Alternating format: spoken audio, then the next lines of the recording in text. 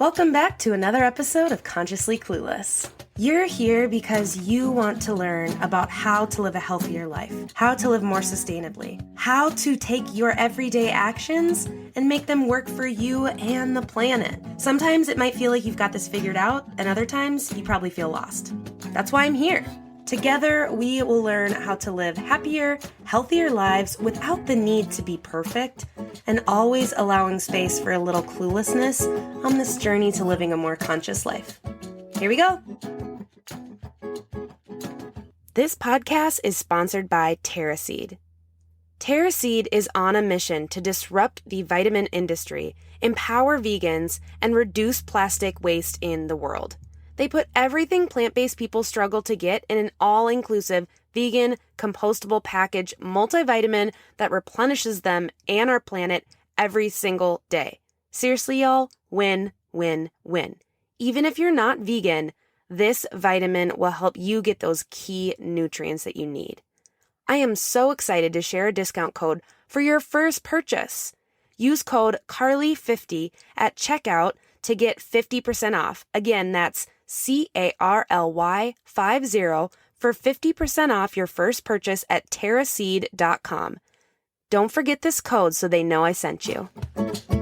All right, let's talk about difficult holiday times with family. That sounds fun, doesn't it? Now, this episode might be focusing on how to be vegan during the holidays, but there are definitely a few things on this list that you can kind of insert anything that is counterculture into vegan, right? So if this doesn't apply to you directly in that way, think of a way you show up to your family and you are maybe more progressive, or you think differently about this family member, or whatever it is, how to survive those moments when you don't always gel. But we're going to specifically talk about some ways to survive if you are vegan or plant-based. So to remind ourselves, being plant-based is to eat a diet focused on plants and, hopefully whole foods if you can, if you're able. And to be vegan is a more ethical, moral stance for your life and your lifestyle. So if either one of those are relevant to you, let's talk about how to get through the holidays, because I'm not saying it's automatically going to be hard. Of course, being vegan or eating plant-based doesn't automatically mean your next holiday dinner is going to suck, but it definitely means it can, because we don't live in a world where those things are necessarily the norm yet. So what do you do? In terms of a real practical tip, if you eat a plant-based diet, if that is a part of your life, bring a dish or bring your own food. You don't have to make a huge deal out of it. If you bake a dish or make something that is vegan, you can just offer it up. But I would say if you know that you're not going to be able to eat a lot, or are going to be around people who just refuse to have vegan food, whatever it is, bring your own food or eat before you go there so you're not super hungry. Because I don't know about you, but if I'm super hungry and I'm also in a situation that maybe I'm not feeling supported, that hunger is going to turn to hanger real quick. So whatever you have to do to prep in terms to make sure you're nourished, because that is a basic need, right? We need to be nourished. So however you can do that, whether it's eating before, bringing a dish, bringing your own food, making plans for after, if you are going to a holiday meal, just make sure that you've got food on lockdown. Another thing that is more of a wider tip than just being vegan, but knowing you aren't there to change minds.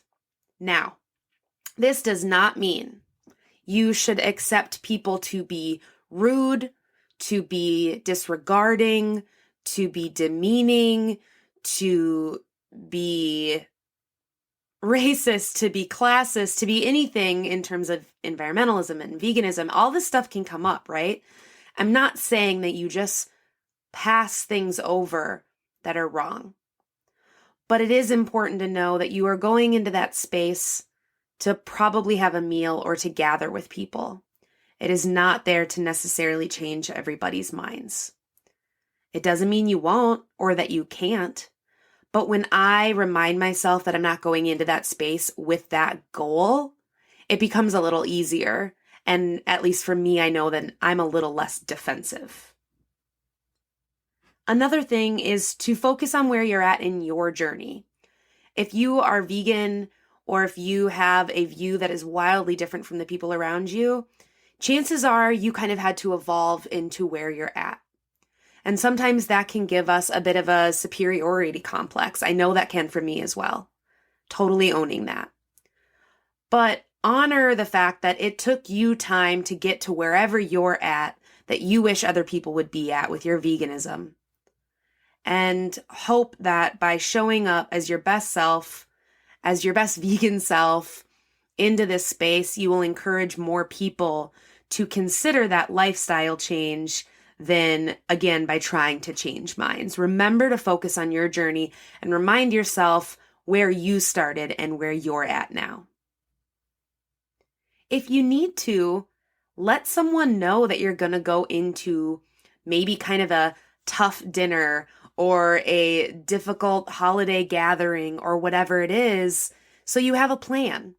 Have a friend on standby so you can text or call and say, yep, I'm here and it's really shitty and Uncle whoever said this. And that is a tool to use so you know you have a contact person to just be able to talk to the situation about. If you're worried that you're going to be stressed or that you're not going to be supported or that people are going to make fun of you for being vegan or just really stress you out, it's nice to know that you kind of have a lifeline or somebody in your community that even if they're not vegan, that they wouldn't put up with that type of behavior and are willing to kind of like hear you out. I think that is really important. Another part is to have some resources. So that doesn't mean you show up with a bunch of vegan books or books on nutrition or environmental books or animal agriculture books, unless that's your thing and you show up with a library everywhere you go. That's great. But do have some resources or some facts really solidifying why you're doing this for yourself. Why are you vegan? I've asked this before in episodes and talked about this before on social media, but finding your why, it's one of the things I do with people I work with as a coach. Remind yourself of your why before you're going into spaces where your very belief is going to be questioned. Because then when you have moments where you're maybe feeling accosted, you can have rational facts either on why you do what you do and the choices you make for being vegan or eating plant-based, or you can kind of share a few other resources saying like, you know, if you're really focused on sustainability, I bet you would really like this book or this documentary. Having some other places to point people so they can explore on their own, because even if people are a little bit funny about the vegan thing in front of you, chances are they might Google it later. I've had that experience where people come back to me and say, you know, once they kind of thought about it more or a few weeks later, they decided to look into it. So you never know the kind of delayed time and that effect you can have on someone, but have some resources ready. And one of many great resources is Claire Mann. I've had her on the podcast twice before, and something I really have taken from her that I think about a lot now and how I talk about veganism specifically is asking people questions. So let's say someone says, I had a cousin who went vegan and she almost died because she didn't get enough protein. That's ridiculous. What if you ask a question first and say, wow, that sounds really intense, but that doesn't really sound like a lot of the experience with vegans I know. Could I tell you a little bit about what I've learned? Because if you're asking someone the question and they say yes, then they are opening up that door and it is a different conversation than immediately throwing all of this information at them that they actually might not be interested in. And that was a really good tip that I appreciated from her. At the end of the day, remember that there are a lot of reasons to be stressed around the holidays.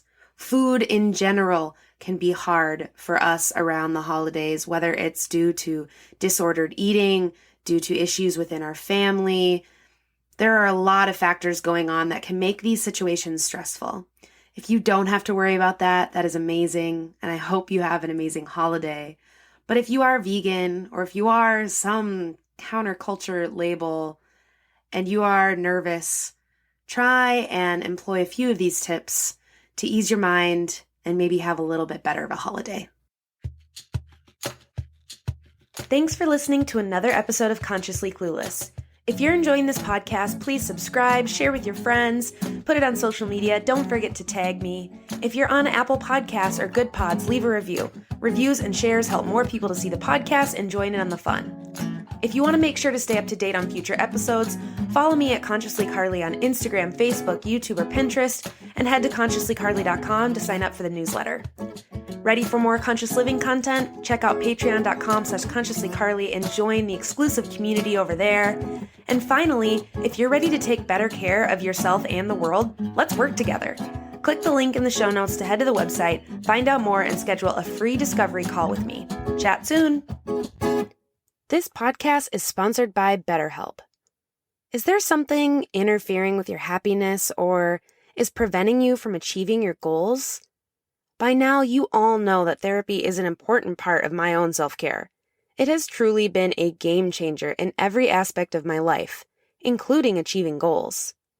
BetterHelp is the largest online therapy platform worldwide. They are changing the way people get help with facing life's challenges by providing convenient, discreet, and affordable access to a licensed therapist. BetterHelp makes professional therapy available anytime, anywhere, through a computer, tablet, or smartphone. You can start communicating within 48 hours. It's not a crisis line. It's not self-help. It is professional therapy done securely online. And I have a special offer for Consciously Clueless listeners. Visit betterhelp.com/Carly and join the over 1 million people taking charge of their mental health with the help of an experienced professional. By using this code, you get 10% off your first month. That's betterhelp.com/CARLY. Take care of yourself today. Thanks again to BetterHelp for sponsoring this podcast.